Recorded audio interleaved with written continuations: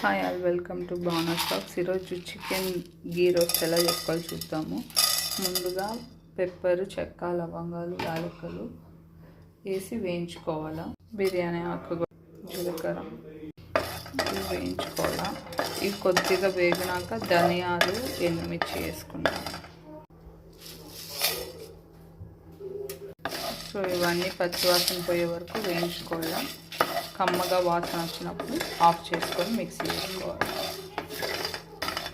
లాస్ట్లో ఆపే ముందు గసగసాలు వేస్తుంది వేసి ఆపేసుకొని ఇట్లా ఒకసారి కలిపెట్టుకొని మిక్సీ వేసుకోవాలి చల్లారిన తర్వాత. సో 1 కిలో చికెన్ తీసుకున్నాం. ఇందులో నేను సాల్ట్, రాళ్ళు వేసి వాష్ చేసి పెట్టుకున్నాను. ఇప్పుడు ఇది మిక్సీ పట్టుకున్నాం. సో ఈ పౌడర్ ఇలా పక్కన పెట్టుకుంటాము. అందులోనే అల్లం వెల్లుల్లి పేస్ట్ కొట్టుకుంటాం. సో ప్యాన్ పెట్టుకొని 1 టేబుల్ స్పూన్ ఆయిల్ వేసుకున్నా. ఇప్పుడు ఇందులో మనం కట్ చేసి పెట్టుకున్న onion, garlic, red chilli, green chilli 1 వేసుకొని వేయించుకోవాలి.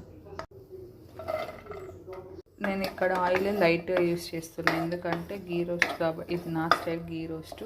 సో లాస్ట్లో నేను గీ వేస్తాను కాబట్టి కొద్దిగా ఆయిల్ వేసుకుంటాను. ఇది త్వరగా వేగాలంటే దీంట్లో ఉప్పు వేసుకోవాలి. నేను రాళ్ళుప్పు వేస్తున్నా, తగినంత రాళ్ళుప్పు. సో ఇది కొద్దిగా వేగినాక ఇందులో అల్లం వెల్లుల్లి పేస్ట్ వేస్తాం. సో మిక్సీ వేసి పెట్టుకున్న అల్లం వెల్లుల్లి పేస్ట్ ఎక్కువ వేయొద్దు, ఒక 2 టేబుల్ స్పూన్ కంటే ఎక్కువ వేయకూడదు అల్లం వెల్లుల్లి పేస్ట్. నేను ఎప్పుడు తక్కువే వేస్తాను. ఇది పచ్చివాసన పోయే వరకు వేయించుకొని తర్వాత వాష్ చేసి పెట్టుకున్న చికెన్ వేసుకోవాలి. సో ఇది కొద్దిగా వేగింది. ఇప్పుడు మనం వాష్ చేసి పెట్టుకున్న చికెన్ వేసుకోవాలి.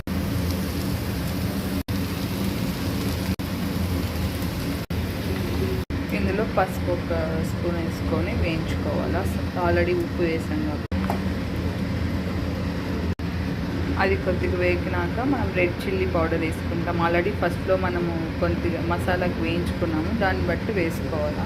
నేను 2 టేబుల్ స్పూన్ వేస్తున్నాను, కొంచెం స్పైసీగా తింటాం కాబట్టి. ఓన్లీ రెడ్ చిల్లీ పౌడర్ వేసి తిప్పుకోవాలి, కలిపెట్టుకోవాలి. మనము ధనియా పౌడర్ వేయము, ఎందుకంటే ఫస్ట్లో ధనియాలు వేసి వేయించుకున్నాం కాబట్టి. ఇదంతా మిక్స్ చేసినాక మూత పెట్టుకుంటాము. అదే వాటర్ ఊడుతుంది, దాంతోనే ఉడికిపోతుంది. ఒక 10 మినిట్స్ తర్వాత చూస్తే ఇట్లాగా వాటర్ అంతా ఊరింటుంది. సో ఇప్పుడు మనము డ్రై అయ్యేంత వరకు కలిపెట్టుకోవాలి.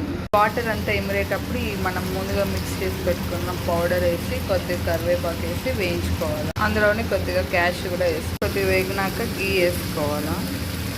గీ రోస్ట్ రెడీ.